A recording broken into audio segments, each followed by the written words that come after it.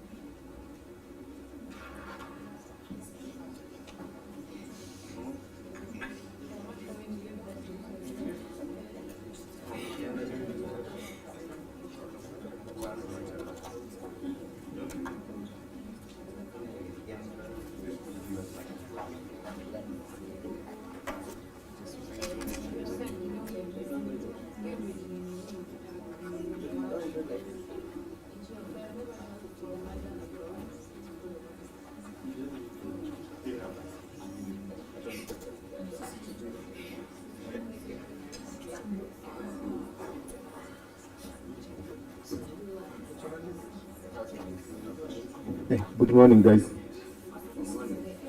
How are you? How have you been? How's your night? How's everything about?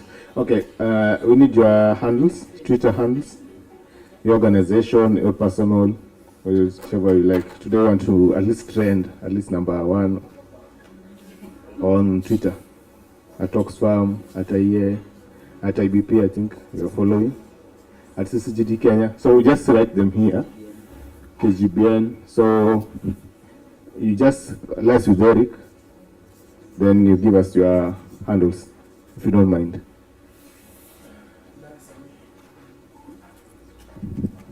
Your organization, unaweza uliza kwa mswenyu. Thank you.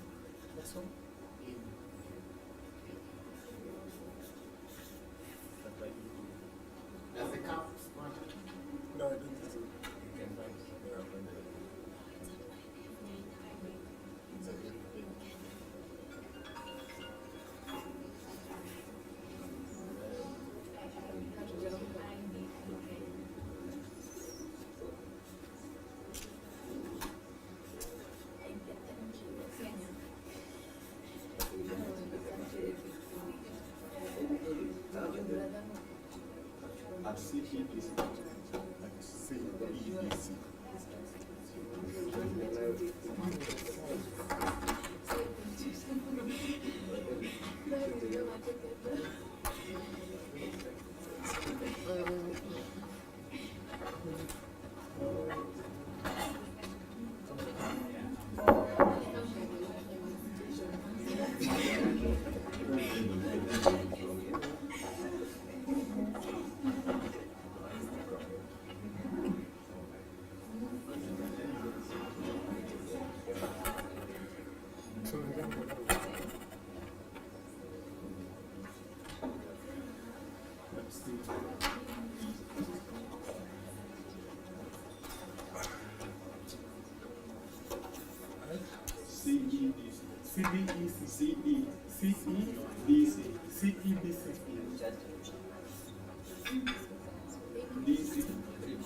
Underscore KG. Intellect, questions.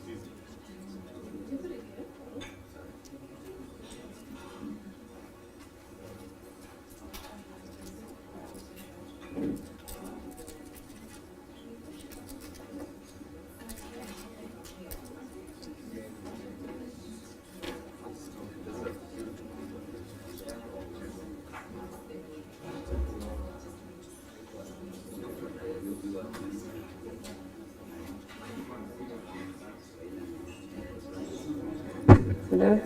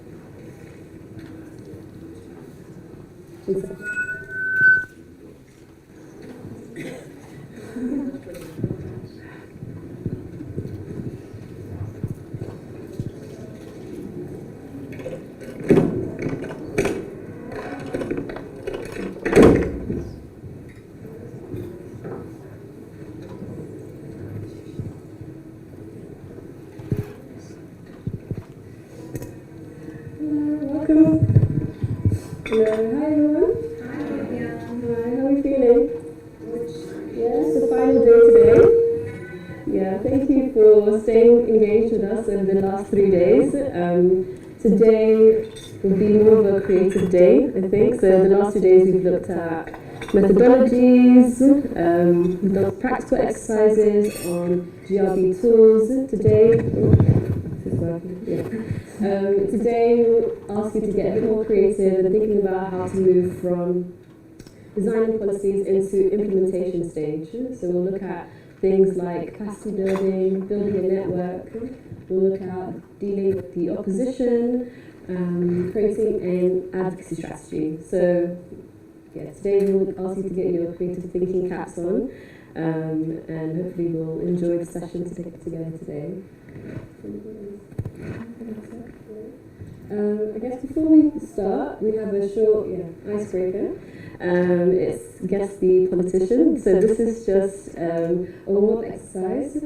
So I'll explain the instructions, So each table will be assigned a politician, and we'll give one person the name of the politician, and your table has to, or the person has to ask questions.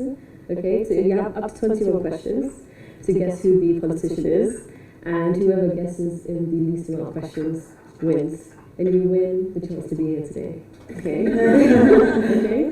So, okay, I'll just go around in assigning. So on this table, who do you nominate to be the person that guesses? Who do you think will ask the right questions?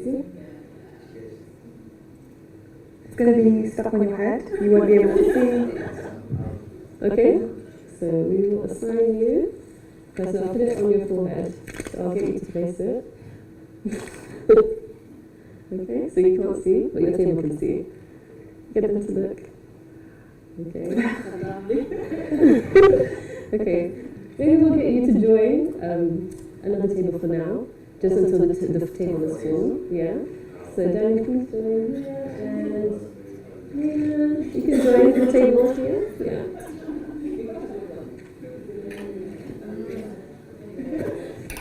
Okay. So on this table, who do you assign to be the guessee? Who's going to ask the right questions? The question, you will be asking questions. Is this person a man? Are they from, you have to, is there any yes or no answers as well? Okay. Okay. So, yeah, I'll get you to put it on your board. So you can't, hey, did you see this? Are you sure? Okay. Okay. Yes. Okay. You can see its table? Okay. It's not a reflection on your character, so don't worry. The name that you have on there. Calvin? Okay. Okay. So we've got this one here. Yeah?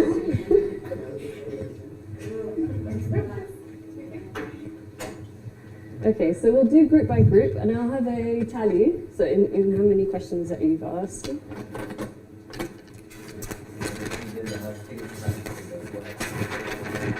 One Monica. This one? But we'll put it on the... Yeah. I'll take it off and put it on the thing, yeah? Okay, we'll start with... I think just move Monica to here for the exercise. Okay, we'll start with this group. So you have to ask questions, and you guys can only say yes or no. Do we want to give them a mic? So, yeah, a mic here. Should we start? Yes. Is he an African politician? Yes. African. You're right. Is he from the north?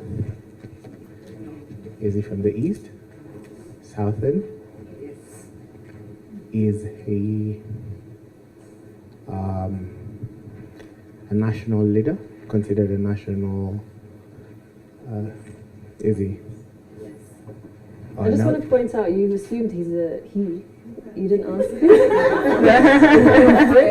There's a bias there. I'm assuming it's a president. Okay, I was assuming it was a president. Is he a president? No, it's yes or no. Is he a former president? Yes. Yeah, so that can only be one woman from the south, right? Nelson Mandela? Robert Mugabe?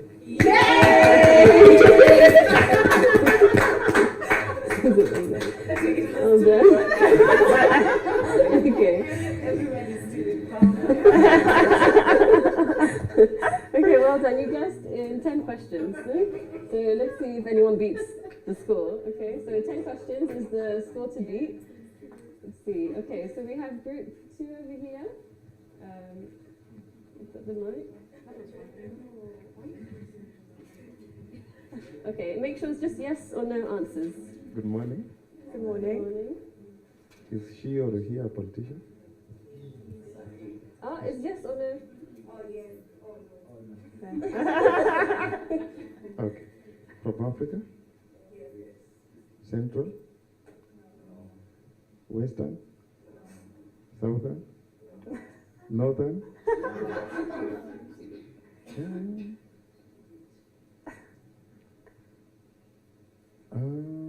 Remember, 10 questions is the answer. The score to beat. East Africa? President? Uganda? Current? Museveni?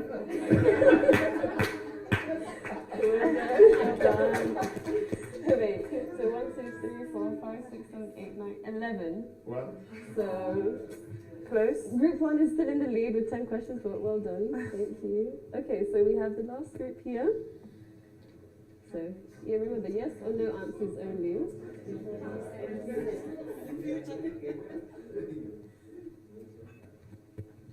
Good morning. All right. First, I would want to know this politician, if he or she, okay, is the gender of the politician. So is he or she male or female? No, it's yes or no answer. So Oh, yes or no? Okay. All right. you can say, Is he a man? Are they? Okay. Is he current president? Is he from Central Africa? Is he from Africa? Right. From America?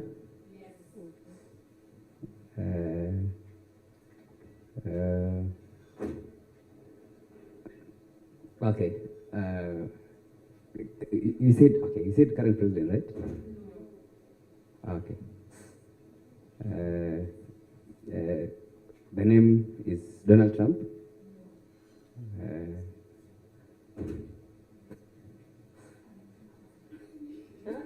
No clues. Okay. Okay, remember 10 questions is the score to beat.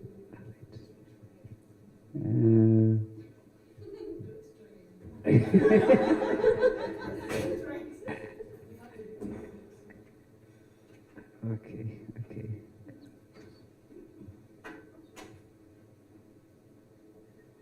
So North America, in United States of America or Southern America?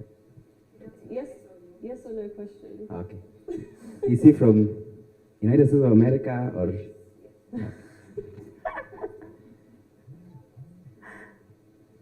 Obama? Okay. But you see the current president, right? Oh, okay, fine. Okay, 9 questions. So this table 3 wins. Okay, well done. Okay. Thank you guys. That was just a quick warm-up exercise. Thank you for participating. Well done. Thank you.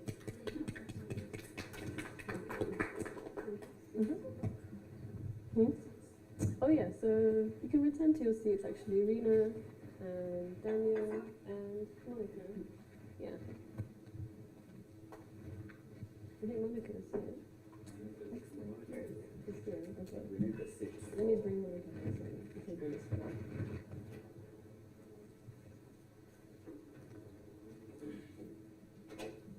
Okay, it's fine. You can sit here. Welcome, Asha. We'll have you over here. Good morning, everybody. This is going to be a nice, easy session for you because I'm going to talk and you're going to get to watch and listen. So I apologise that I have to be behind this podium. It's because I have a lot to say.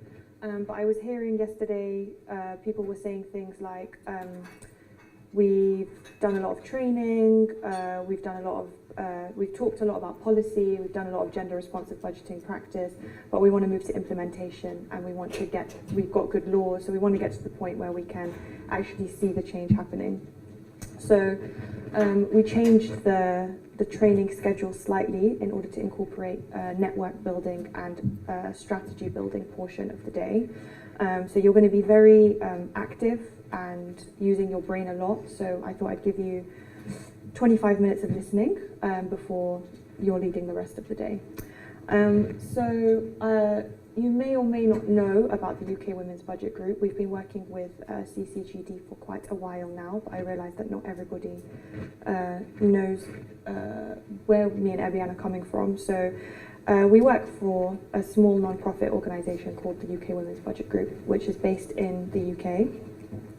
And we started as a small group of women who were frustrated that decisions about the impact of the budget every year did not include how the budget would affect men and women differently. So from the start, one of the strengths of the Women's Budget Group was that it involved members from a very different range of backgrounds with different expertise, so particularly academia, and it involved the women's voluntary sector and trade unions. So in the UK, the way that the NGO space works is that for women in the women's sector, you have kind of frontline service providers who are usually focused on things like domestic violence and all of the issues that stem from that. But then you have, we position ourselves as second tier, so we work in the policy, trying to influence policy, but we work very, very closely with those grassroots and frontlines organisations so that very much the experiences of the women inform our policy responses. So as well as bringing a range of expertise to the Women's Budget Group, members use the Women's Budget Group analysis to influence their own networks and build awareness of feminist approaches to economics within academia, within trade unions, and within the women's movement as a whole. So some gender budgeting groups also involve policy makers, but whilst WBG has allies amongst parliamentarians and civil servants, the group has always remained independent of government and political parties. And you'll see throughout our history, there'll be times when we're closer to whichever political party in power and our policies resonate and we have more of a direct channel, or today we find ourselves in a position where we're very much on the outside and we have a very hostile and unfriendly political environment to operate in, and so we have to adapt our strategy. Next slide, please. Yes, thank you. So the membership of a gender budgeting group can be largely broken up into three sections. So at the top, we have the academics, and they bring the research expertise, they bring credible research, rigorous research that can be backed up by methodologies, and they have to be seen as independent. Then we've got in the corner the civil society organisations. So this includes the trade unions, the women's movements, who bring the frontline expertise, so down from the grassroots all the way up. And they have experience of lobbying and of engaging with the media and focusing on communications and how to talk about gender responsive budgeting. It's very nice to have research that's very rigorous, but if your research sits on a shelf and nobody reads it, it's useless. So you need the civil society organisations to bring your message forward and communicate it in accessible ways that make sense to a regular person. And then on the, And then on the other side, we have the feminist policymakers. So this is our strategic relationships that we have to forge, and they bring about the understanding of how to bring change in the policy world, and they help build contacts and alliances. So either you'll find someone who is a decision maker, who is in power, who agrees with your policies, or you make a connection with somebody who has influence on that person. So it's all about getting your policies, your suggestions, your pressuring the right people and making sure your stuff ends up on the right desk. Next slide, please. So as the group grew, the Women's Budget Group started to identify potential allies amongst civil servants, journalists, politicians, and advisors from different political parties. So these allies help the Women's Budget Group communicate its findings to a wider audience and to influence policy. So an early task for any group who wants to promote gender responsive budgeting is to map out different stakeholders. We're going to have a practical exercise on that later. And stakeholders include institutions, organisations, other networks, and specific individuals which might have an interest in your work. So this could include those who you want to involve in your group, so to join the network as a member, and also those who you want to influence, to persuade, to change their mind. So it helps to think about where different stakeholders fit on a chart like this, which is included in your workbook, but I can't recall which page. So you've got potential members of the network in the core, then on the outside you've got allies, and then you've got your targets to influence the people that you need to persuade. It's also worth thinking about opposition to your work and where that might come from. So the potential allies and opponents that you think about will vary depending on the context, whichever policy that you're trying to push, whichever area that you're focusing on. But they might include some of the people listed here. So you've got grassroots women's organisations, larger national women's organisations, other equality and social justice voluntary organisations. So you've got people working on similar issues. So we're the Women's Budget Group, we work in the women's sector, but we work very closely with people who work on child poverty because these things are very linked. Trade unions, particularly those representing large numbers of women, so trade unions that represent sectors where women are likely to be found. Research institutes and think tanks to help you to partner on producing robust research. Political parties and individual politicians. Parliamentary committees working on relevant areas. So parliamentary committees in the UK often are cross-party, so they won't be tied to an ideology or be people from different parties working on a specific issue. Academic networks with an interest in gender or the economy. International NGOs who usually come with funding, and civil servants who usually stay in the institution even when there's a policy change, government change. So there may be potential allies and opponents in each of these groups, and you have to think about that when you're mapping your strategy. So when you're building these alliances, you have to think about what you can offer them.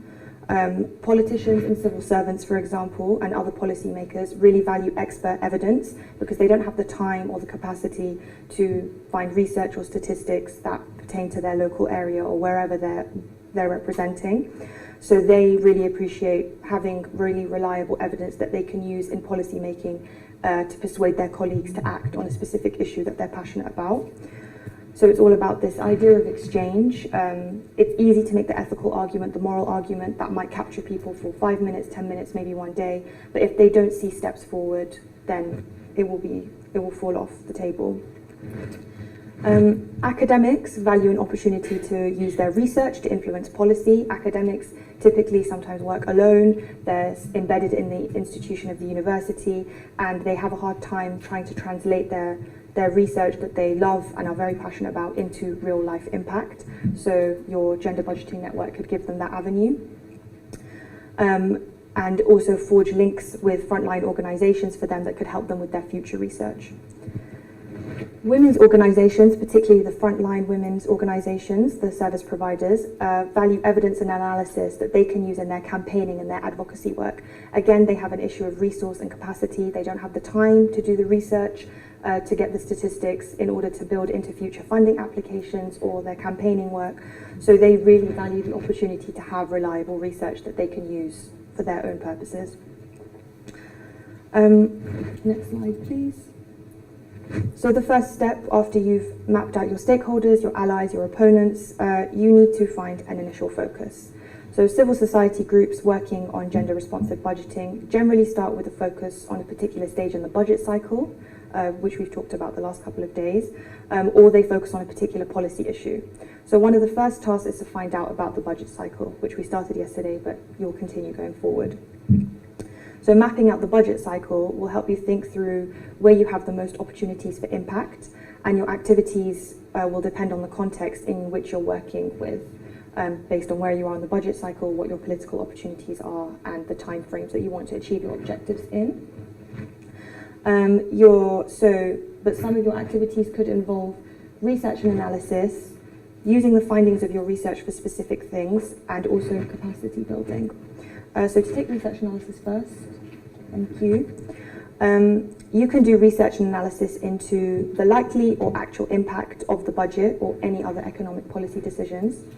You could do research on the likely or actual impact of policy in a specific area, for example, spending on health, if there's been a new health policy announced.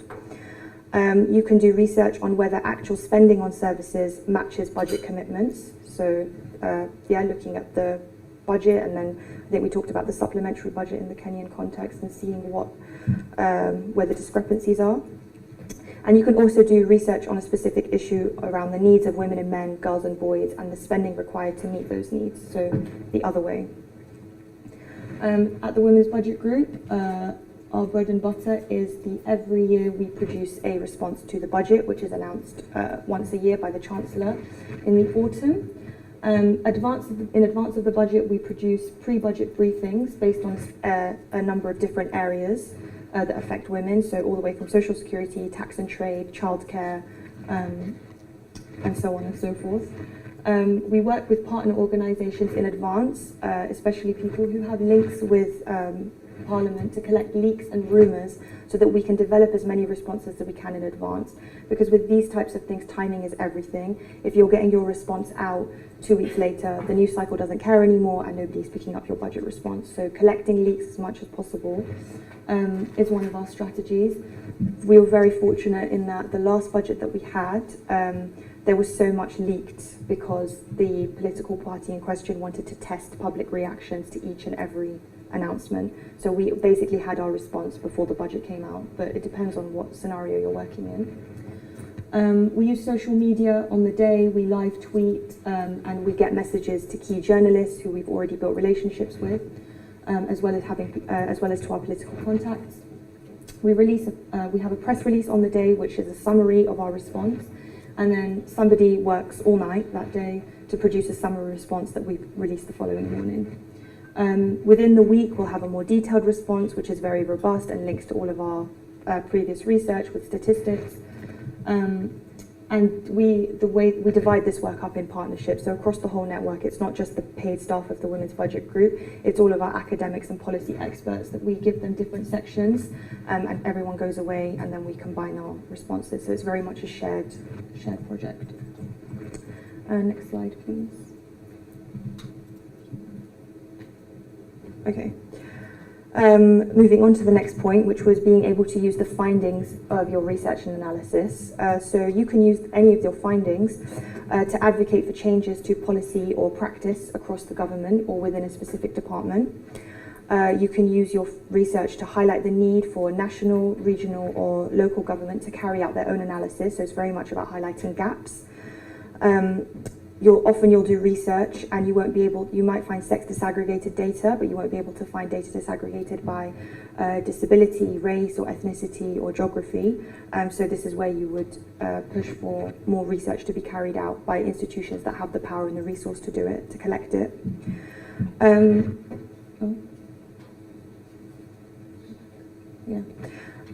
You can use your research to inform the work of women's voluntary organisations, so feeding it downwards. And you can also feed it upwards to inform the work of parliamentarians to hold government to account. So in 1997, the Labour government had a famous landslide victory in the UK. And there were 101 Labour women MPs elected, which was a record, which meant that the Women's Budget Group, remember, have been working since 1989. Suddenly the political environment changed and they had a different avenue to employ a different advocacy strategy. So a lot of the ministers had a background and links with the women's movement, so they were in the shadow cabinet and then suddenly they were in decision-making positions of power. And the Minister for Women, who was Harriet Harman that year, introduced gender mainstreaming. So she announced gender mainstreaming as a public commitment, which meant that there was an avenue for the Women's Budget Group to use their previous political contacts to influence change. But the key thing was that the Chancellor made a public commitment to end child poverty, which meant that the Women's Budget Group were able to draw on their previous research that they've been carrying out for years that nobody was listening to argue that children were poor mainly because their mothers were poor. So if you tackle women's poverty, you will tackle child poverty as well. So it's just about seizing your opportunities and biding your time to be able to communicate your message at the right time. Next slide, please. And then finally, one of your other activities could be capacity building. So when you're capacity building, you're providing expert advice and training to either civil servants or elected officials who wish to carry out gender responsive budgeting. So they very much understand the economics, they understand the budget, they understand all of the cycles around it, but they don't understand where gender fits into it and why. So your challenge is then to carry out a training that they can not only understand but take forward with steps. So that was a lot of the work that the Women's Budget Group were doing post 1997. If that's not a possibility, you can always work with backbench politicians to build their capacity to hold local or national government to account. So where someone is in the opposition, they will be looking for opportunities and research and credible evidence to be able to call out the government in power, to show them as inaccurate or to take their attention to a specific issue. And also you can do capacity building of women and smaller civil society organisations to engage with the budget process. So when you do capacity building on the grassroots level are experts in the situation of women. They know exactly what's going on. You don't need to explain to them why gender is important, but there's usually a lot of hesitation and lack of confidence around budgetary processes, government cycles, and economics in general, because it's an area that has been typically dominated by men. So there's a lot of demystification work that can go into your capacity building. So one of the projects that we have running at the moment is our local data project in the UK. So it's a project to build and strengthen the capacity of small local organisations who campaign for women's equality to access, and they use equality data data in their advocacy and campaign work. So where someone is working in a small organisation and doesn't have the time or the resource or the capacity to carry out research, the local data project will have small workshops to show them where data is found, where the statistics are collected, and how they can use them in their campaigning strategies.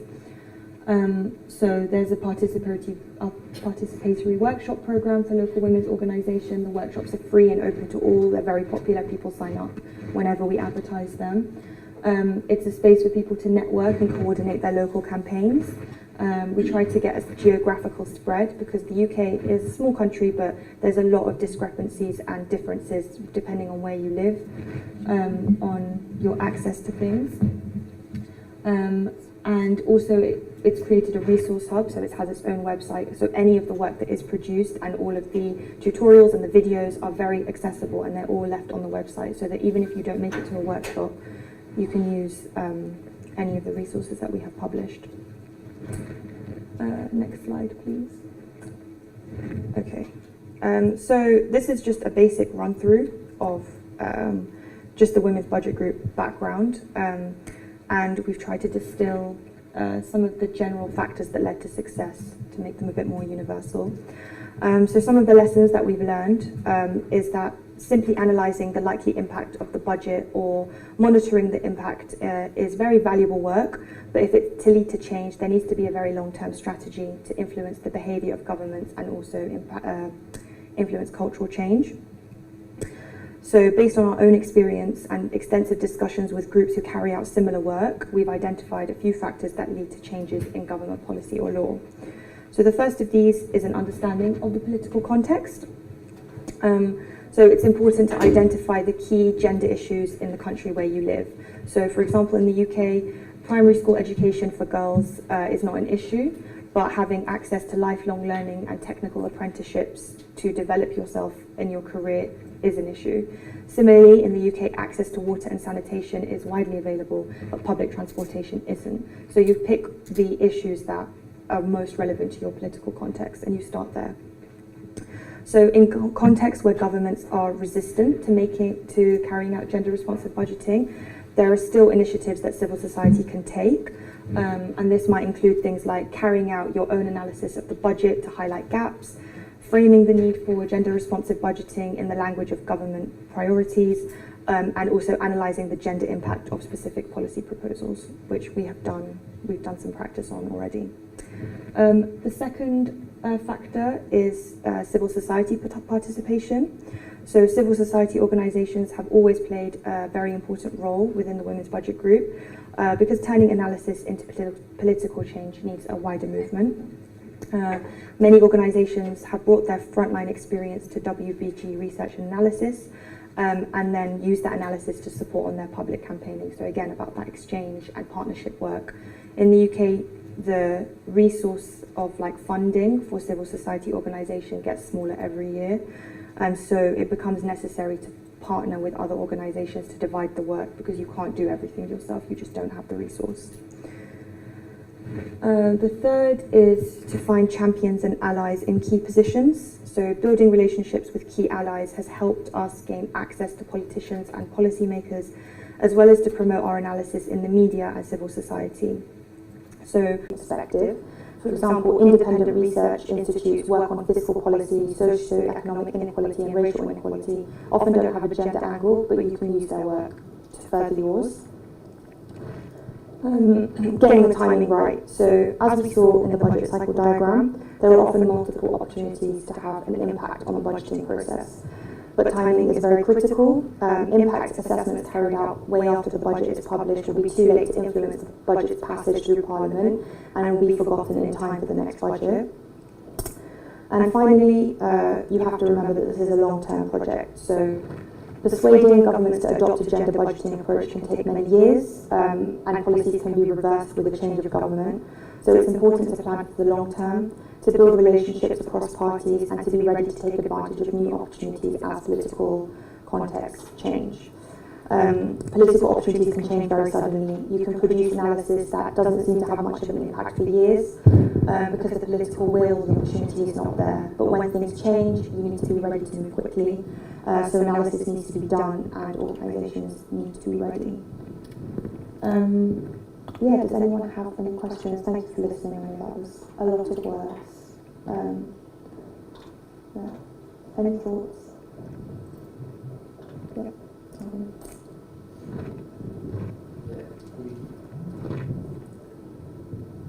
Thank you for that great insight about WBG, and just maybe to give us, like for example, as we work also to advocate for gender equality, and also now that we are in KGBA, and also advocate for responsive gender budgeting, and maybe to you guide us or to give us how you work with the National Treasury on your end, or the budget formulators, how is it to work with budget, the government budget office in your country, so that also we can learn from our end. Thank you.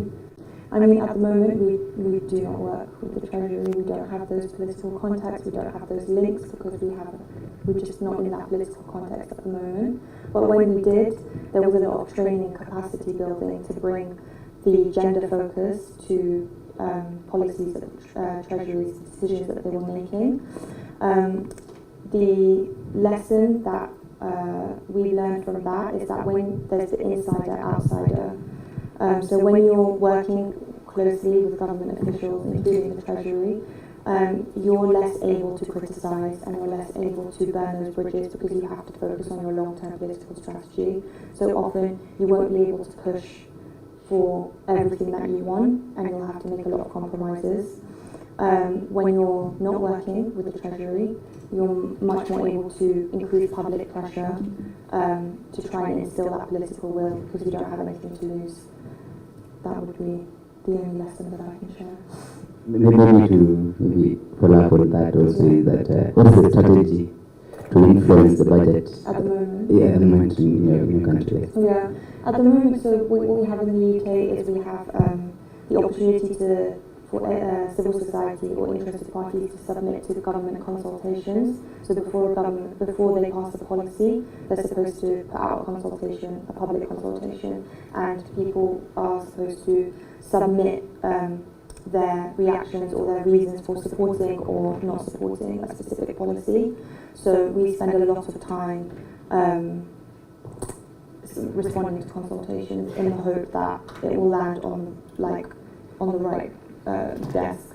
We spend a lot of time in the media trying to create opportunities for our work to be picked up by people who are in the Treasury. We spend a lot of time lobbying.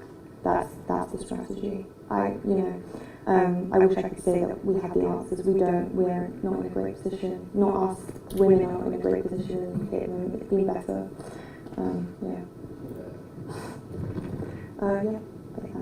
So, two questions. Mm-hmm. First,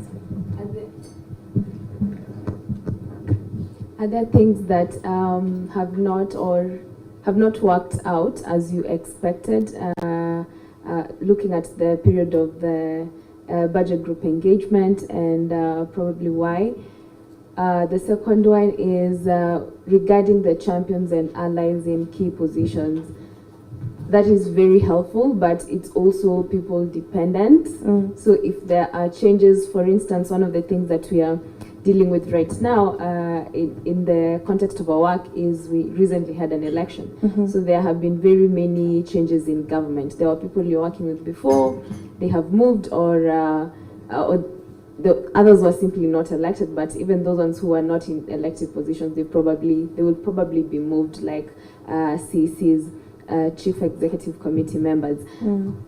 So how to deal, or how you have dealt with such changes, or how you have navigated that, having people move, and what to do so that you don't have a gap, then you're starting from square one. How do you, one of the questions we've been asking is how do you institutionalize this so that it's not really people dependent? Things that have not worked. Plenty of things that haven't worked. Again, do you have any thoughts? I would say that it's very difficult to say what has worked and what hasn't, but I would say that the lack of political will and the environment that we're in means that we're not seeing the policy change that we want.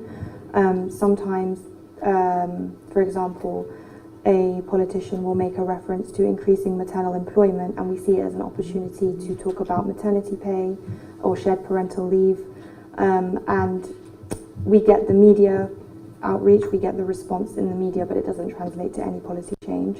So this is a lot to do with your second question about it being people dependent and how to institutionalize things.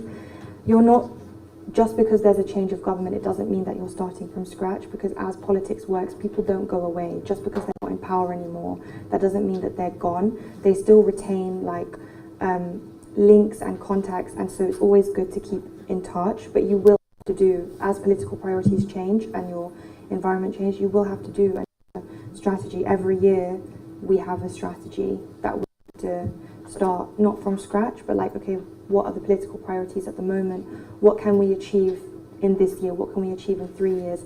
You have to be realistic. It's not like you're throwing everything away, but you have to prioritize what you're going to focus on based on the context that you're operating in. To institutionalize things, it's really good to work, not just focus on the national government, but to work at county level or local government to try and get processes in place. So a good one was the public sector equality duty. That's a mechanism that you can use in the UK as a focus to say, well, you've passed this policy, but you have a duty to look at the equalities impact of it, and then you look at that from a gender lens. So it's about finding the avenues in which to insert your view. But again, you just have to keep pushing. Like, yeah, I wish I had a better, more articulate answer for you. I'm sorry. That answers it. Thank you so much. I think I've also picked some of the strategy that we can adopt, but also just to chip in on what Faith has mentioned. We also struggled with that for the last 2 years, because at times we think the political leaders are the ones to be our allies. But now, coming to think of it, as in the just terminal employees, especially at the sub-county, today you'll wake up, the CC is fired, gone. So we thought, why not target the people who are there, like the strategists? And for us, we discovered that the directors are always there, because like they are the permanent employees. So they can only be moved to another department, but the position will always be there. So also targeting the institution as opposed to the person has also worked for us, because the institution will always be there. If it's an MOU you've signed with that department, it will always be there, regardless of the person being there or not. Yeah, perfect. Thank you. And yeah, this is the importance that we have been focusing on civil servants. They might move around a lot depending on what's happening in government, but if you have a good relationship with them, they're an inside view into what's happening. They can tell you. So you need all of it. You need the institution and you need the person, I think. Yep. Andrew.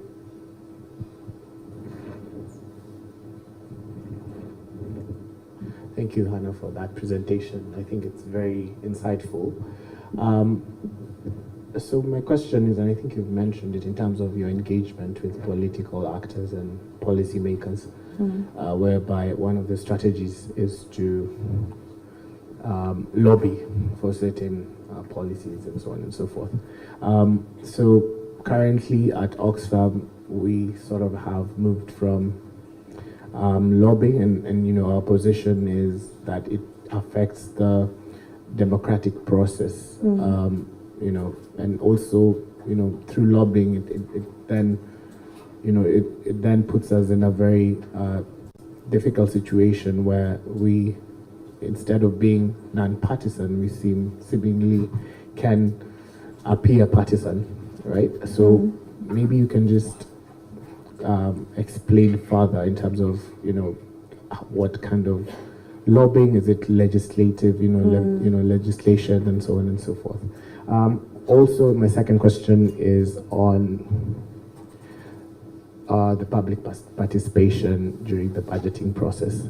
Maybe you can share a bit more of your experience in the UK, especially considering the current practice in Kenya is that, first of all, the window for public participation usually is very small, and that does not, you know, it gives civil society a very small, you know, very small space and, you know, window to act, you know, to meaningfully interact with, you know, the information and, you know, just be able to give submissions.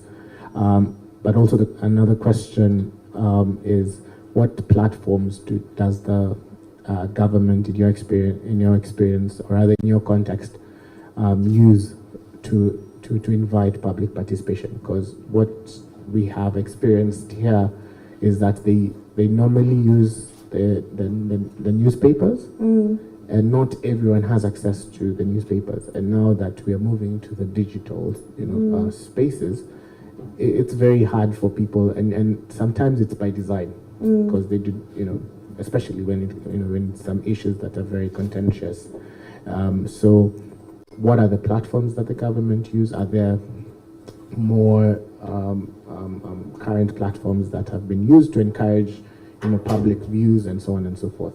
Okay. So those are two questions. So on lobbying, I probably used the word lobbying incorrectly, because I know our official position is that we don't lobby, we're independent, but we work with lobbying organisations on issues that we share, that are shared goals. So for example, there's a group called the Fawcett Society. We work very closely with them, but their goal is to increase the number of women in Parliament.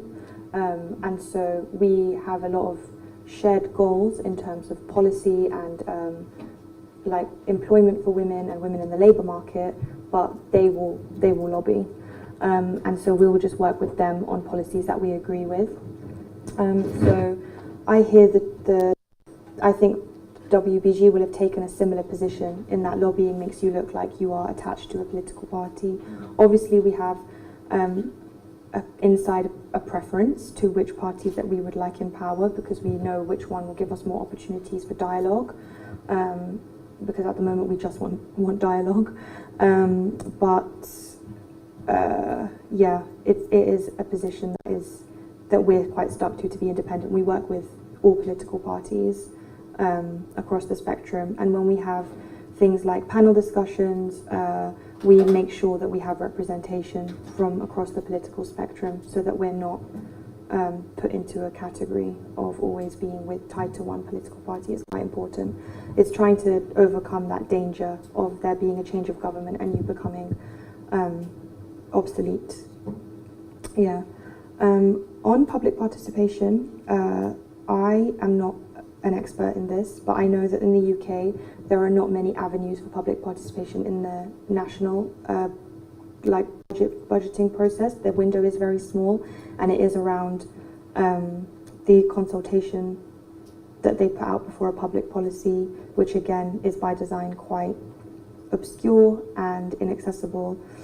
So this is why we focus a lot on our local data project, because at local level, so at the council level in the UK, there's a lot more opportunities for public forums, for meetings.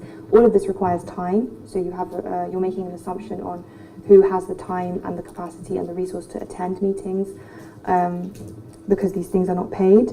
But the local data project is one of our the ways that we do this. So we have capacity building workshops at the grassroots level to explain to people the avenues, and also a lot of demystification.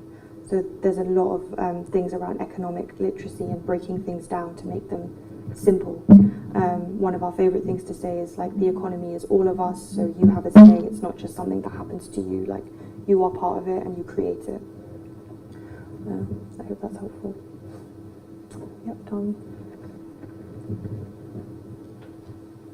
I hope I heard you right. You said that funding from the government for civil society has been going down. So does it mean that in the UK, civil society gets funding from the government, and how does it work? We don't get funding from the government, but there are a lot of the way that the UK works is like when they have a policy on, they announce a public policy on spending on domestic violence services, for example, that goes into a pot that service providers, who are also civil society organisations, they do both, can bid for that money, and that will be what informs their work. And that pot gets smaller based on austerity cuts. When you cut a public service, for example, you increase the pressure on these service providing organisations as well to pick up the slack of people who can no longer use the public services or the health services. The Women's Budget Group is funded by applying for funds from philanthropic foundations, and that's how it's all third sector funding. It's not from the government. Okay. Yeah. My second takeaway, I think I really like the lesson number 8. Remember, this is a long-term project, and I think it stood out for me because most of us in this room also don't have like a fixed funding, or we need to like source for our own funding, and most times partners and donors want a 3-year project with a theory of change that has outcome and milestones.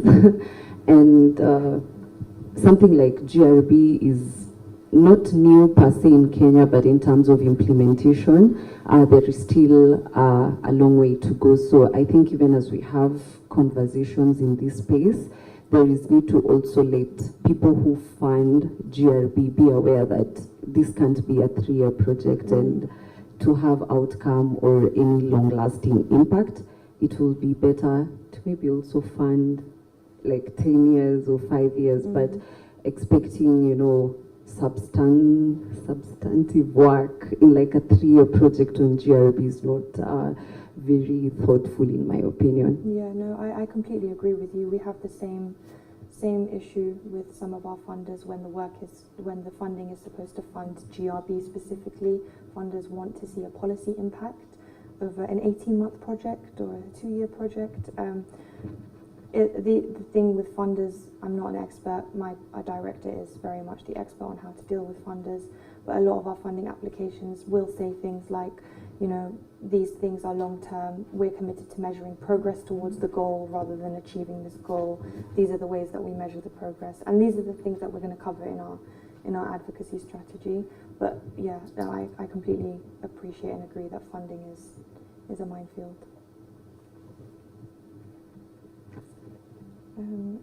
Anything else? Okay, thank you very much for listening to me. I really, really appreciate your attention and your questions.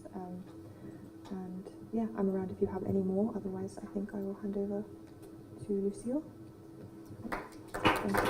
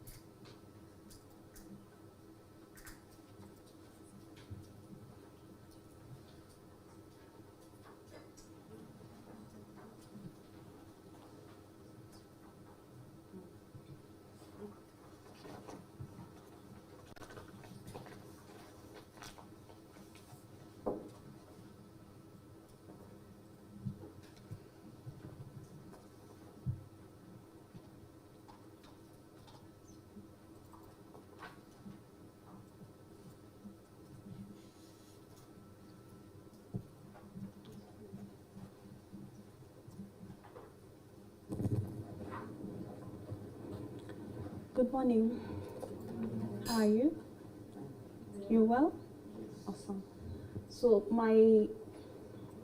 this session is like a continuation of what Hannah has done. I didn't even know what her presentation was all about, but just listening to her, it's like it's building up to what she's just presented. Basically, I'll be taking you through how can we be advocates in different spaces, from local level, national, regional, international. And I think we need to appreciate that each level feeds into the other one. So you have the local members feeding into the national, national feeding into the regional, and regional feeding into the international.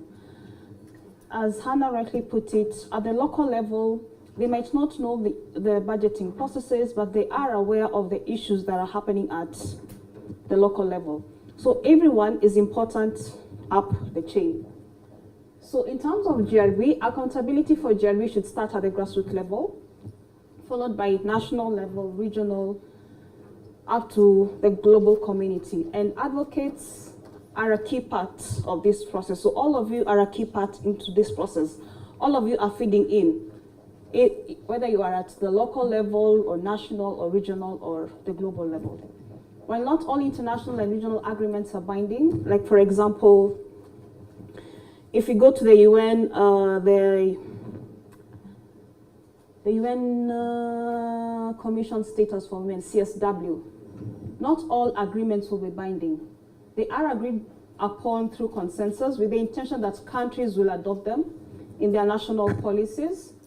So it is important for civil societies, including, I'm saying there's so many young people in the room, to be engaged in discussions which lead to such agreements by putting pressure on governments to move beyond rhetoric and take concrete actions in high-level meetings. Yesterday, there was a lot of talk about we have legislations, we have been trained, so how do we move forward? So this is your time for you to moving forward, moving beyond the rhetoric and taking action as young people, as people working within your different spaces. Young people or advocates, GRB advocates, also need to convince their governments, either county or national, that there is need to be engaged as meaningful partners in implementation of agreements at the country level. So we are not going to keep talking about training. Now we are going to be taking action in our different spaces.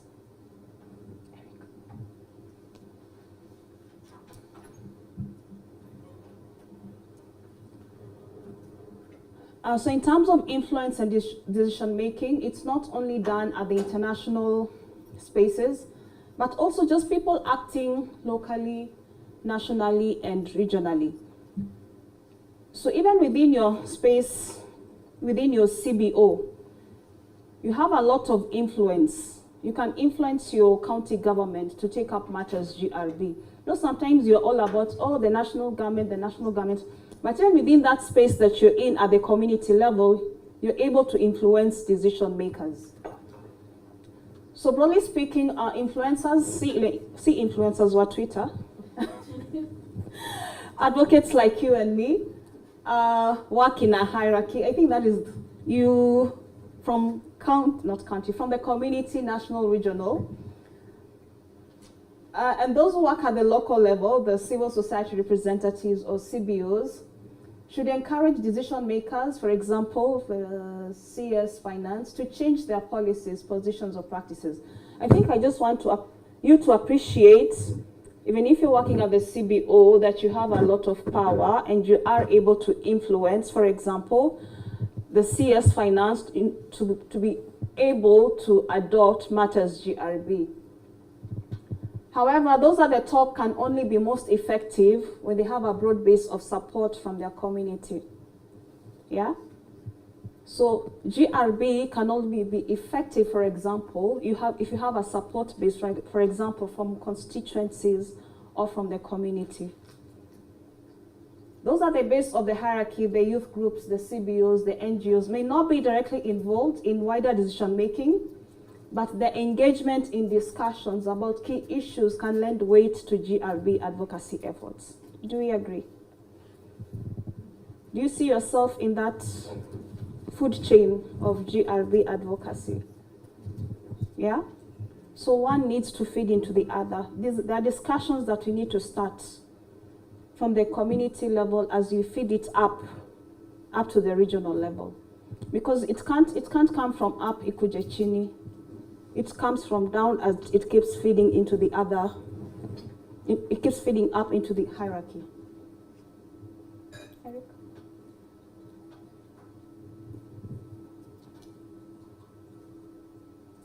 So to make advocacy at all levels stronger, advocates at the local, national, regional, and international levels, there are accountability mechanisms to hold governments accountable for the commitments made and progress promised. Issues of M&A. You've made a commitment to something, then we need to measure if you've been able to implement what you committed yourself to. Like how many have heard about the Maputo Protocol? I know Wanjiko has. If you're a feminist or if you're within the feminist space, you've heard about Maputo Protocol. For those who don't know the Maputo Protocol, it's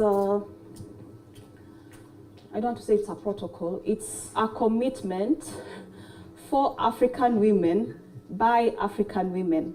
Like, which international commitment do you know? Which international commitment do we know? CEDAW. Do you know CEDAW? Have you heard of CEDAW? CEDAW. Have we all heard about CEDAW? Now, Maputo Protocol is the African version of CEDAW. It was made by us and for us. So if Kenya is a signatory to the protocol, so we are supposed to follow the protocol. So if there are things in the protocol that you're not following, then we are held accountable by the Maputo Protocol. So the same thing goes. If, for example, within the Maputo Protocol, there are issues of gender-responsive budgeting, and our government is not following the stipulated provisions in there, then we are accountable with regards to that. So GRB is all about politics at the end of the day. The political will for those who are in power. And negotiation is an essential school for effective engagement in politics. So one of the challenges that we shall face in many GRB initiatives is trying to convince government to start the initiative itself. I think Petronilla said I've been trying, I saw Petronilla, yes. You've been trying and it's been difficult in terms of getting GRB into your financing, yeah? Yeah. So it's all about politics and the matters of negotiations in terms of how do we start, or if it's already there, how do you sustain it, yeah? So in regards to that, there's a small exercise I want you to do. All of you, now I want all of you to come together. Next slide, Eric. That is the scenario. So a group of academics has done research into government budget, which shows clearly some aspects of the budget are disadvantaging women and girls. The research has attracted a lot of media attention. The Minister of Finance, or the CS Finance, has therefore called a meeting of all stakeholders to discuss what should be done about this. The academics and possible other stakeholders want government to introduce GRB into the budgeting system. That's the scenario. The instructions. The role play will consist of preparation of the meeting and the meeting itself. So we shall appoint a CS Finance, and then we shall also have stakeholders, academics, and the other people. Who are we going to appoint as our CS Finance? Or can I choose? I should? Picky, picky, ponky.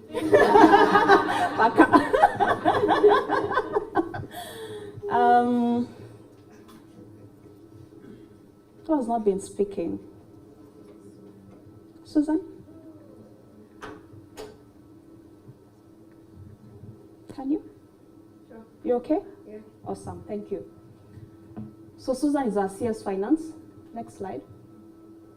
So you've appointed our CS Finance. The facilitator then divides other participants into these other roles. So we need academics, we need advisors, we need people from Ministry of Women, representatives of women's organizations, World Bank, donors, and parliamentarians.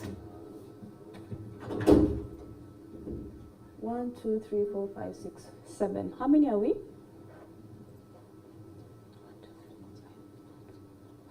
10, 18. 18 divided by 7? I've not counted Susan. 6, 7, 8, 9, 10, 11, 12, 13, 18. 2 point something. We'll have extras. Okay. 1, 2. The two of you, academics. The two of you, advisors to Susan, to CS Finance. Cindy and Petronilla, representatives of Ministry of Gender. Daniel and Rina, and we're going to have leftovers. World Bank and IMF, Rina and Daniel. Asha and Rachel, donors. We're going to have leftovers. And then we have members of parliament.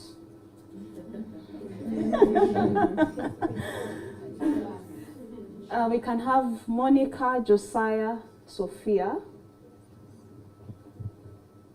I think even Francis can fall as M. No, we still have the two of you. So 1, 2, 3 members of parliament. And then Francis, you can join the academics. That is Andrew and Darby. You can join, my dear, you will join advisors to Ministry of Finance. Who are the advisors? Okay, you can join Faith Ann. Calvin, you will join IMF. Join Daniel's team. Wanjiko.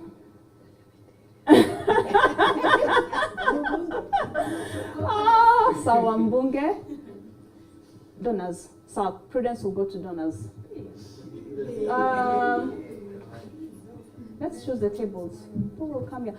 MPs there. IMF there.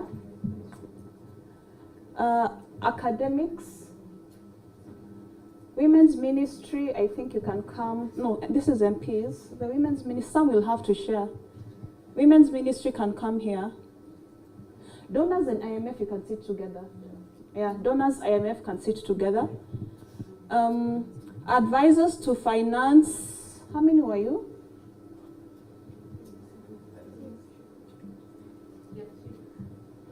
Advisors, and I think advisors cannot sit together with academics. Advisors, you'll have to sit on your own. So probably you can come here. Academics, you can join from women, gender. Okay. Representatives from women's ministry and the academics can sit together. Even we don't have women's organization.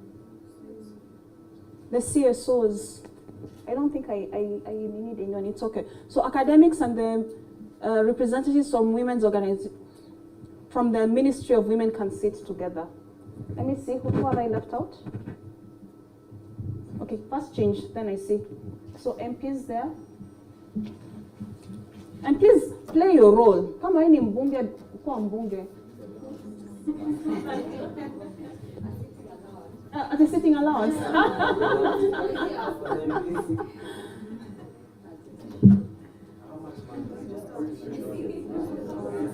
Someone can come and sit here. Anita? Madam CS? Where are her advisors? And? You are academics? And they are? Academics sit with the Ministry of Women. Where's the Ministry of Women? No, go there. Go there. So that we leave the advisors and the minister. Ministry of Women and academics here.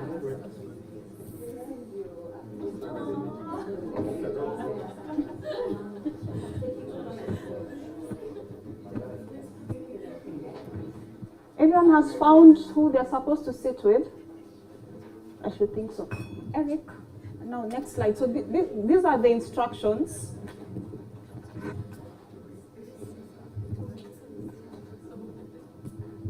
Instruction number 1, participants go to their stakeholder groups, which you already have. You have like, I'll give you like 6-7 minutes to discuss number 1. Remember, you want to convince the CS to start doing GRB. So number 1, your position. Do you support the idea of the government's gender responsive budgeting or not within your groups? Number 2, if you do not support, there are arguments for this position. And then number 3, who can they convince to be your allies? Meshika. So after 10 minutes, inform participants that it is time for them to meet with other groups and convince them to be allies. And then I'll give you another 10 minutes for the process. Then we shall all come together. Then you'll come back and convince the CS Finance why you think GRB should be introduced. Okay? So you're not even doing much. It's for them to convince you why we need GRB. So you'll not talk much. So probably we shall need, I don't know if you'll appoint someone from within your groups to, I think you'll need one person who will now speak on your behalf to try and convince the CS Finance why we need GRB. So it is now 10:25. Yes. Yes. We want to convince Hawaii the ministry about GRB. But I see a question that says our position whether we support the idea of a government GRB or not. So how does that? You could be against.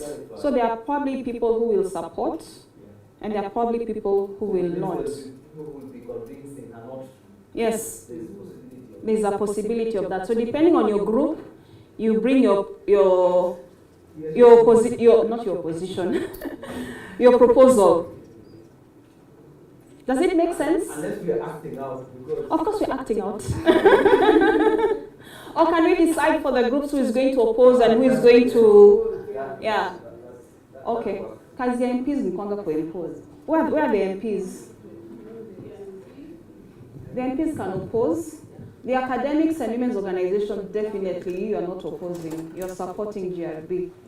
So we need to see the figures, the research, and the research, of course, is going to advise why we need GRB. So you are for GRB, MPs are against. Oh, this is a Western concept. Oh, we already look after matters women in our policies, so why do we need na? Opposers? We already have enough women in parliament, so why are you bringing this concept? So along those lines. Who are we? You of course, are going to support. So maybe you and the academics, after you finish discussing, you can try and see how your ideas will marry. For our CS, just sit still, sit pretty, and wait to be convinced or not. It's 10:27. At 10:37, I'll give you 5 minutes for you to, for example, for the academics and IMF to marry their ideas, and then at around 10:42 hapo, you'll come back and try and convince the CS. Sawa? Okay.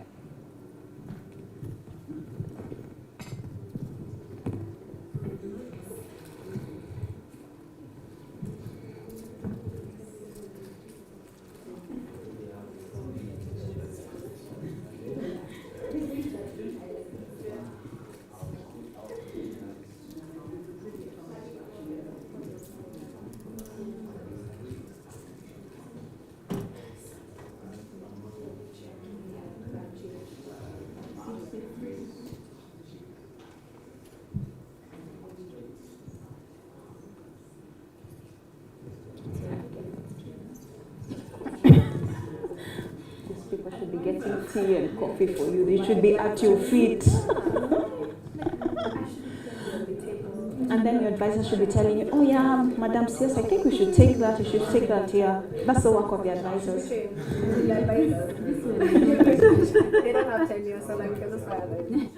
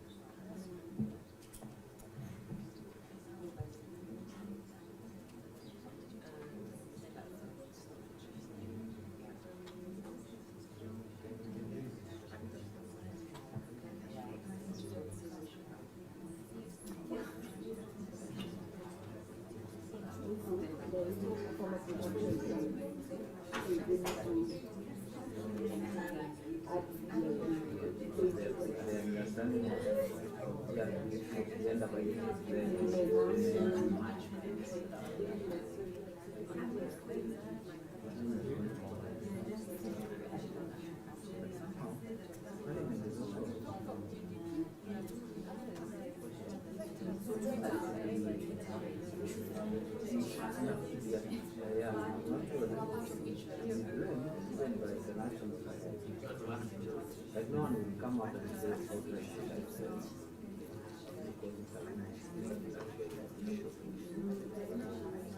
in a way that you know for instance, if we talk about we already have we're speaking a lot of family corruption. And actually Kenya has stated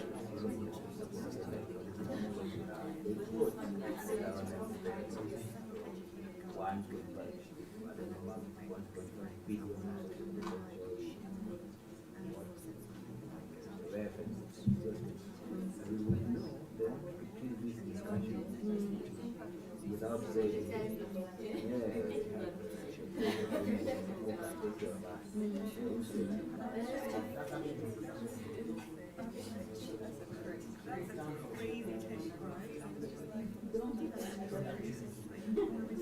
2 more minutes. 2 more minutes. 2 more minutes. 2 more minutes. Rachel, hamjaanza. Lakini nyinyi watu wa donors mko na pesa?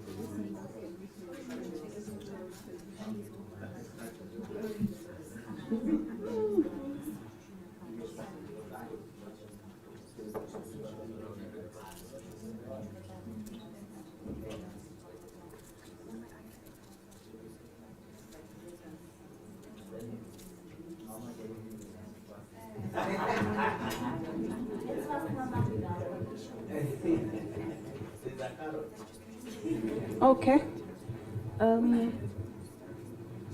IMF and academics, do you want to merge your, how much? It's 10:40. I don't want us to go for break late today. I want us to be on time. So time is really, really important now. 5 minutes, 2 minutes.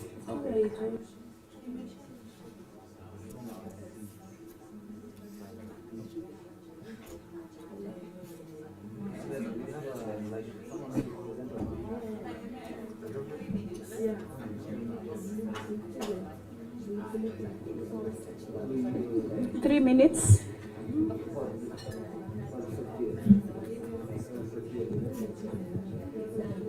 Can you go back to for the CS?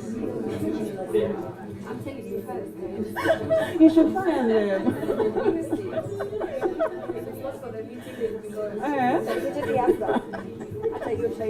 Oh, kuna.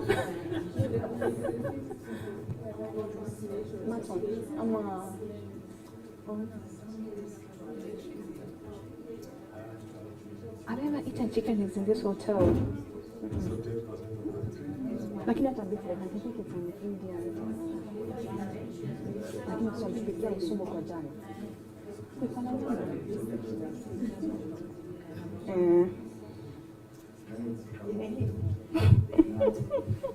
Fanya kitu hapo. It's off.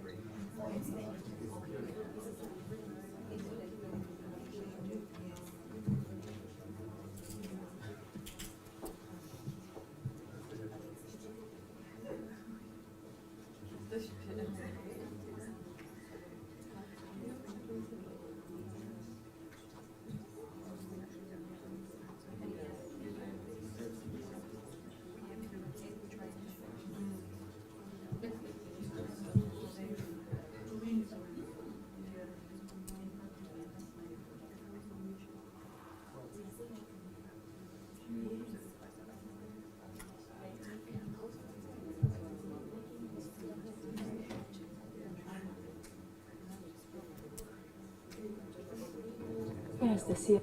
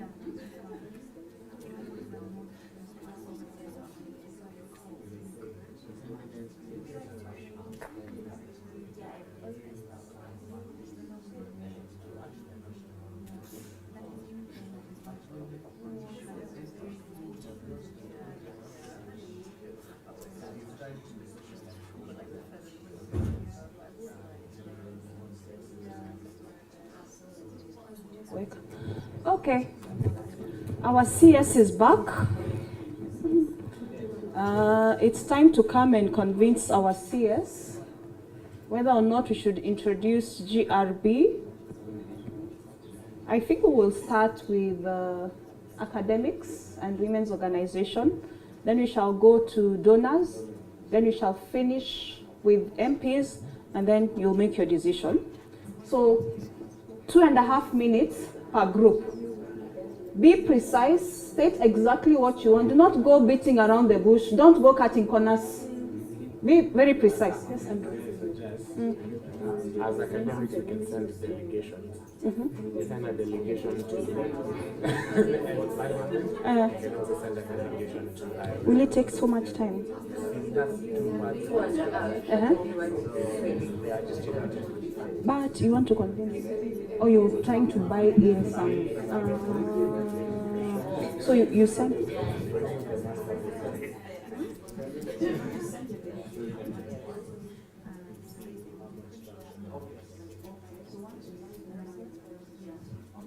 So there's a suggestion here. The academics want to try and buy in.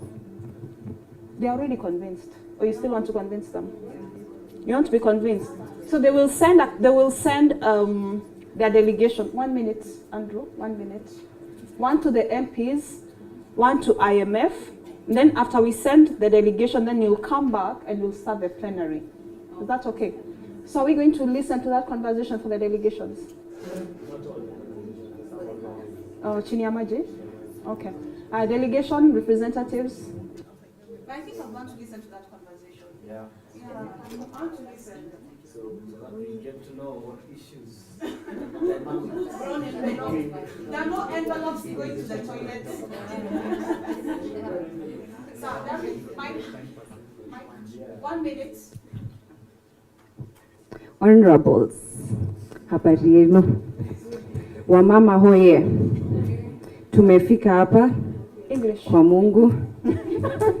And now that we have the opportunity, we must, support our women. We have been fighting for the 2/3 agenda, but now that we have women in parliament, we need to keep pushing this agenda. In addition, our debt is so high, and you know who approved the ceilings, okay? Now we need to redeem ourselves. We need everyone in the economy, and GRB is the best way to have everyone on board, because we must pay back China and we must pay back all our international subscriptions. And for that reason, please support our idea for GRB so that we collect more revenue from everyone and pay off all our debt.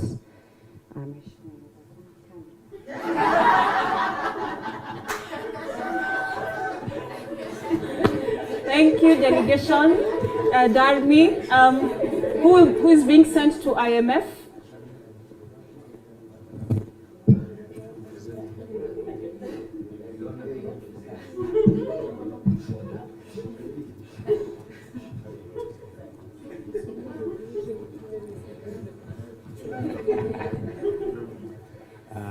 Good afternoon. So, first of all, I'd like to just start with the amount of debt that our country has accumulated, and that has not made the macroeconomic stability, sustainable for development. So our ask today is that if we have more people participating in the economy and contributing to the productivity, we could have, a better debt repayment and more sustainable in terms of our economy. What we're also looking at is inclusivity, where women, we are such a patriarchal society. I think in the modern world, women are, rightful placeholders for, in spaces where initially they were secluded. So if you want a very cohesive and, sustainable society, kindly support GRB in our budget, but mostly it's because of the debt.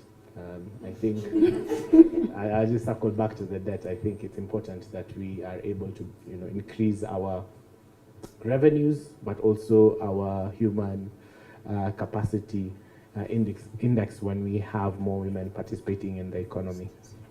Santeni sana. I did not come with any gifts, but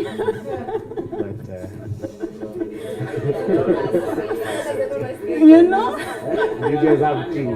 You have tea. Thank you, academics. Hearing those proposals, have you been convinced to join the other team, MPs? Are you still opposing? If not, Amjavuka sakafu. Mwendo na mwendo wa aste aste. And IMF and donors. Okay, so now we shall hear the real thing. I think I'll start with the donors. I don't know if you're going to try and convince the CS to take up GRB or not, but I want to hear your arguments. So we are at 10:50, so 2 minutes per group, and then she will give us her decision. Oh, sorry, 2 minutes per group, then 2 minutes for the advisors to advise the CS, then the CS will give her her decision. Yeah. The CS is saying you come with envelopes. On a light note. Oh, you're not joking? Yeah, the CS is here. Come.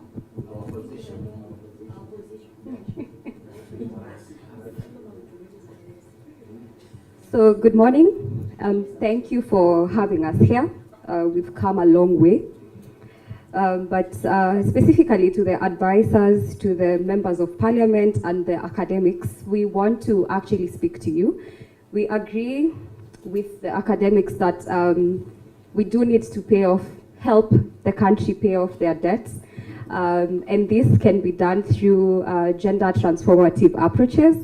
But we do want to give you our conditionalities for us to release our funding to you. And to start off, we'll start with the strategic objective number 3 that we are actually implementing in partnership with IMF and the World Bank. So this strategic objective is actually aligned with their objectives as well. And it's public finance management reforms towards successful institutionalization of GRB into Kenya's budgeting processes. So as you come to us and ask us for these resources to actually help you pay off your debts, kindly align with our strategic objective. And once you convince us enough that you will meet our objectives, then we will possibly release the funding to you. We have some few outcomes that we want you to also implement. We want to see this strategic objective meet the following outcomes. One of them is an increase in the gender-specific expenditure. That one specifically goes to the executive. I see our parliamentarians there and the advisors to the CS. We also want transparency and inclusion in the budget making processes. This should work at both the national and sub-national levels. We also want equal employment opportunities and improved conditions of work for women, especially. We also want this one, academics, evidence-based outcomes through research on collection and use of gender disaggregated data. So once you come to us with proposals that convince us that you will meet these outcomes and you also are aligned to our strategic objectives, then at that time, possibly we will release the funding to you. But just to show you and give you our commitment that we are very willing and able to support, so long as you convince us that you will utilize the money in the proper way. Thank you.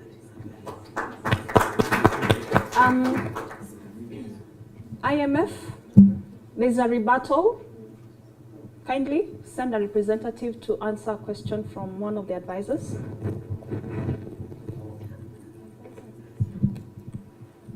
We have spoken to a lot of things, but specifically for the national government and treasury, you are implementing these strategies and you're giving money to CSOs and other organizations? Are you giving money to treasury to implement some of these strategies?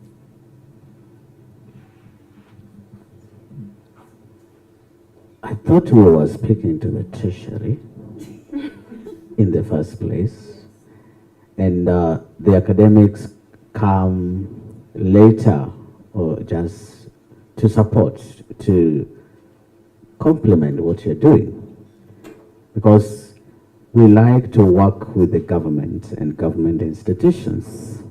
That is our priority. And this has worked in Morocco, it can also work in Kenya. Over the years, we have worked with development partners. Resources are scarce in our country. We have competing priorities. And this new strategy that you want us to, this new approach to take in our budgeting, gender responsive budgeting, it's a new approach. Resources are scarce. We could try to see what we can do, but we cannot promise that it will be to the full extent that you're looking to have implemented in this nation. So that's why the resource question comes in.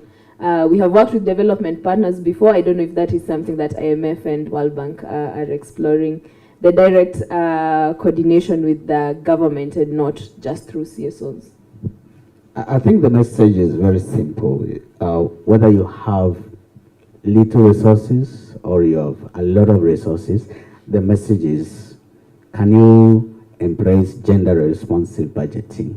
With the little you have, when you're planning, when you're budgeting around it, can you invoke gender equality into it? It's not a question of how much you have.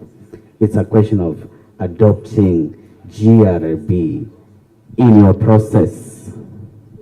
The question of how much, how little will come later. All right, we will consult in the ministry and we will see how to go about it. But my colleague has. Also, before we move from that, we want to promise the government of Kenya that this is a long-term project and it's a journey that we are willing to walk with you.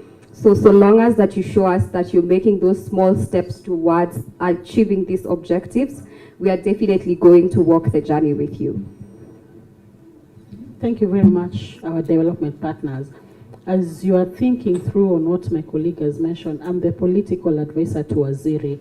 And one of the things that Waziri will really be interested to understand is why you're focusing on institutional strengthening and you have people who are dying of hunger. We have drought in the country. Why are you just focusing on institutions when our citizens, who are our first priority, are actually struggling at the moment? So that is a question that you also need to think through. Is it humanity, or are you thinking about how to spend your money? So that you can just answer all of them at once. Another question is, you've given us your expected outcomes. What is the time span that you expect us to implement this? In addition to this, what are the repayment terms that you're giving us? And what are your collateral requirements? Hey, the advisors are not joking. As IMF and World Bank are thinking through, we want to think through. As you're thinking through and you'll be giving us feedback, I want to hear from the academics. We don't have time, so if we can. Wow. Thank you. For us academicians, it's our proposal that gender responsive budgeting is holistically included based on our Constitution of Kenya 2010, Article 27, Section Sub-Article 3, which states that women and men have equal rights in the spheres of economy, and so this needs to be realized as provided by our Constitution. Secondly, we note that we have high levels of poverty, and we need to see how do we bridge this gap in terms of addressing inequalities in our public sector, because we are losing, we see that women are highly enfranchised, standing at 36.2% in poverty levels. So we want to see how do we end poverty in all forms everywhere. So SDG number 5 fact sheet. Then we've not met our two-third gender rule. So this is important that for us to meet the two-third gender rule, as provided by our COK 2010, that if we met this in terms of appointment, elective positions, and in all spheres of our economy, we are going to open the tax base so that we reduce on borrowing and these conditionalities from the World Bank and IMF, so that we have resources locally, that is improving our local resource base. Then the third thing that we looked at is we are losing 10% of our GDP just because of women are not exclusively and holistically participating in our development of our economy. So when we look at our GDP, it's like the non-inclusion of women in this process is, we are losing about 1 trillion shillings, which would have created employment opportunities, improved our economy, then made us expanded the tax base or widened the tax base, so that we address the deficit budgets that the country is actually found itself in, and we are spending on borrowings, and this is what we think we need to reduce and even come to its closure, and then reduce on the conditionalities that our country is being subjected to in terms of capital flight. Then lastly, if gender responsive budgeting is holistically applied across the sectors, then we will have reduced the high levels of poverty in our country, and our economy will be performing to its best. Thank you. Thank you, academics. I was expecting figures like 20% of these shows. I stated 36.2% of women are below the poverty. Quote for me as an authority. Where did you get that figure from? The gender fact sheet. Thank you. We shall have questions for them. In the meantime, let's listen to the members of parliament.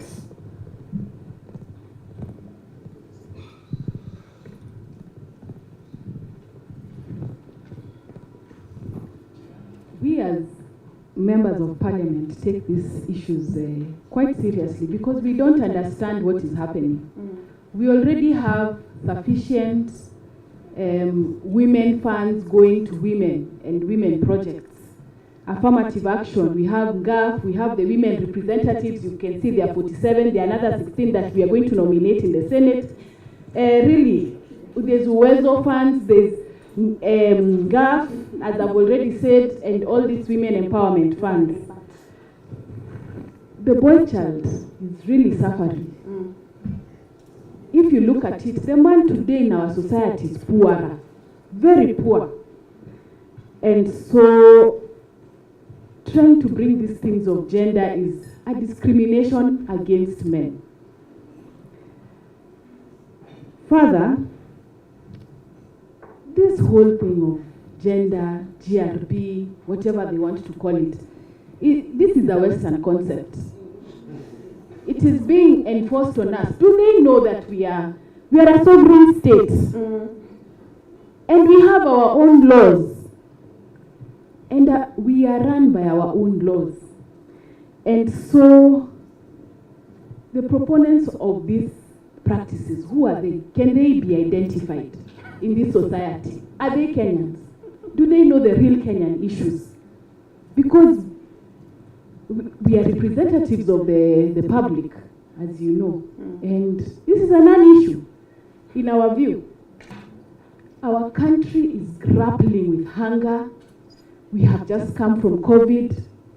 And now in Ukraine there's a war. Pakistan is flooded. And you want us to sit around the table to discuss GRB. Isn't that a waste of public funds and time of members of parliament? Thirdly, do we really have the resources? if we are going to be sitting here, do we have the resources to adjudicate over such matters, to add more money into these projects they are calling GRB? Is there enough money in our kitty? These terms, they complicate the public finance system, and we are trying to make it understandable to Wanjiko as we go on the ground for public participation. When we start telling Wanjiko about GRB, really, is that fair? It is impossible for Wanjiko to understand these terms.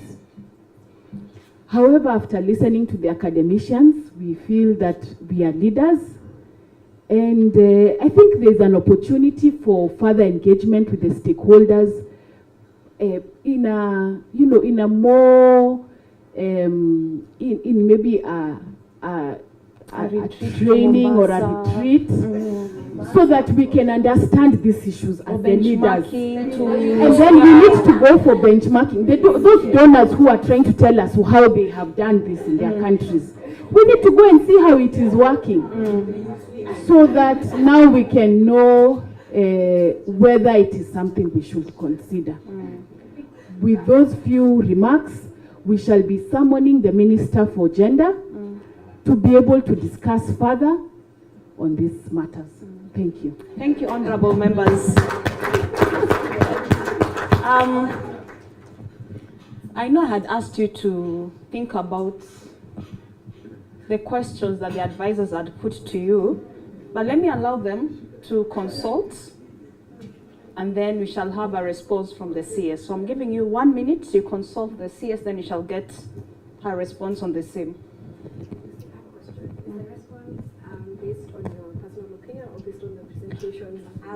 Based on the presentation and what your advisors will tell you. This doesn't reflect on our no. No. So you have 1 minute. Okay. Consult the CS, then the CS will tell us whether she will be able to implement GRB, and these are reasons or not, and then these are reasons.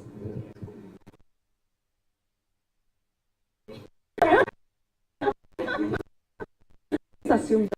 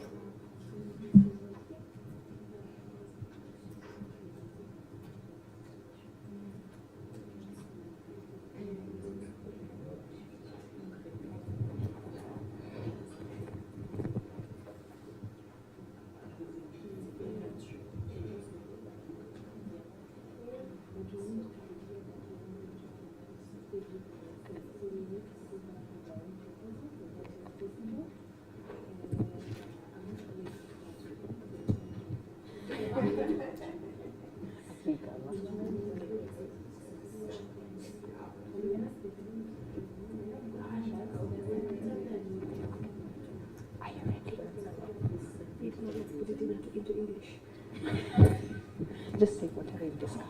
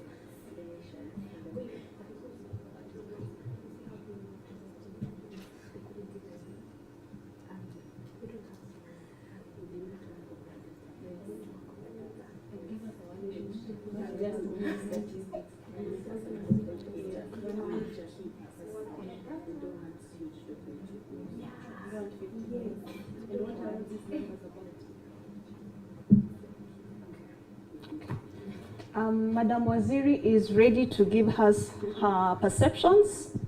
I request us to listen. Madam Waziri, karibu. Good morning. Good morning. First of all, we'd like to thank the academics, the members of parliament, and the donors, plus those we've left out, for bringing your proposals to us. However, we have a few note out. For example, the academics, most of your proposal didn't have any solid data. So we would also like to bring that out. In the context of time, we'll keep it as short as possible. So based on your proposals, we would like to go with the members of parliament. We do accept your proposal. However, we as the Ministry of Finance will also be able to come with our own counter offer and maybe sit down together and discuss on a way we can move forward. We would also like to request all of you to please bring us a summary of 1 page, not 50 pages, in the context of time. Please keep your work as short as possible.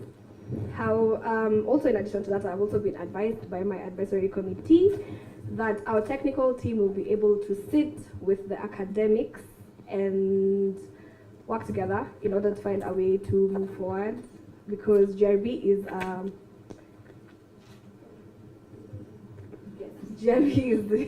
is a program we would also be very interested in, but the tabling of it didn't have us sold because of the very minimal data and presentation that was around it, which gave the members of parliament a very strong argument as compared to the other two teams. Oh yes, also we would also be very interested in going for benchmarking, just in order to get deeper into it. As for my people, I don't know if there's anything else you would like to add, or if you'd. Yes. Thank you. Thank you so much. How did you find the exercise? Do you think you were able to convince Madam Waziri?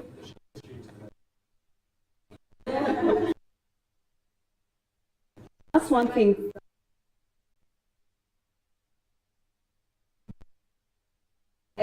Clearly, with figures and authority. Be on your asks. So that is why she did not read your research. They are very busy people. What else did you learn? What did you get from that exercise? Yes, Josiah. I think this depicts the current scenario, and I think everyone was acting out what they have seen, or whatever they perceive happened. Because do you know we received a brown envelope here, because everyone would think that this is what happens to pass laws. On the other hand, you may find you have a few people, even among the parliamentarians, that may be that want to run with the course, but may lacking the sufficient. And so, to me, this presented the challenge, that we have, even in this room, or something that we are going to encounter out there, something we have encountered. And so this calls for good. I think when Hannah was taking us through the different levels of people that we need to engage, I think that is intended to help us tackle the challenges that we are facing. For instance, how do you engage with the Treasury? How do you engage with women rights organizations and other movements and donors, and just having synergies around pushing for gender responsive budgeting, and just moving slowly and realizing that there's resistance and all these things. So it's very real. That's why I appreciate people acting out the real scenario are supposed to be saying, yes, we support GRB, it's nice, it's beautiful, because that's not what happens. You will be opposed. Yeah, and it's a valid expectation. Another thing that just reminded me about the academics, your argument was based on if we support GRB, then we'll be able to pay our debts. Okay, of course, which is not really the case. But I liked your argument about it's about bringing the other half of the society that has been left behind, and they'll be able to contribute towards development. But more importantly is that GRB will be able to assist in terms of addressing the needs of men and women, boys and girls. That's the important argument.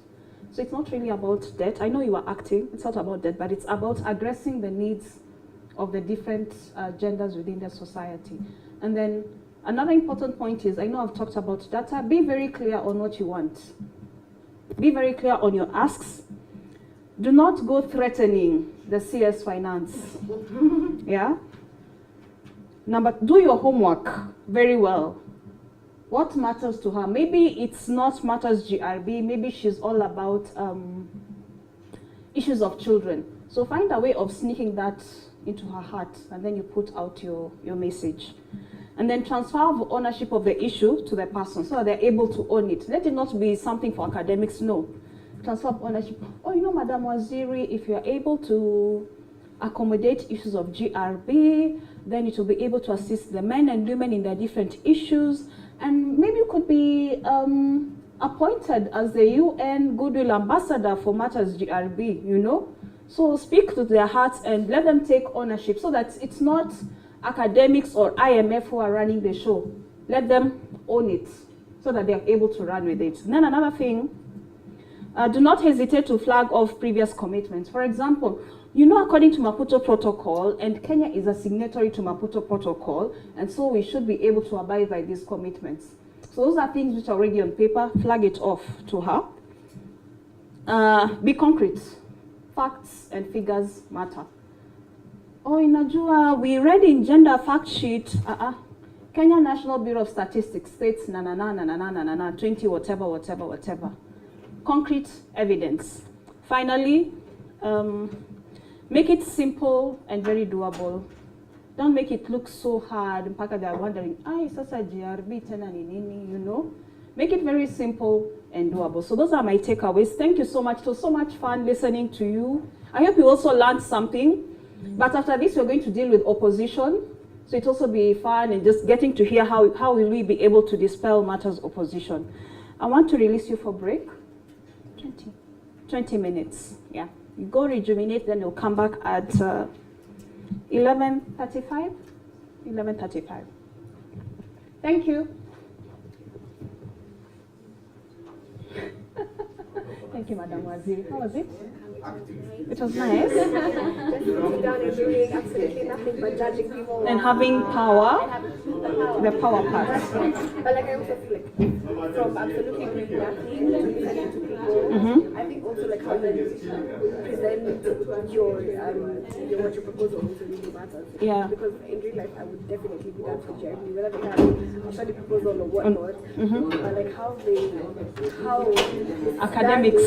Yes, really. How she presented herself, I would not give her my money. When they started talking about benchmarking, I was like, Yes. They spoke to your heart. Spoke to my heart. That speak to my heart. I will.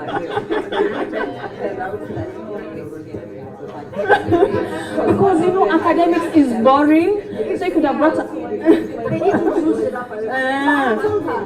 We have spoken from ourselves, and I told her, give me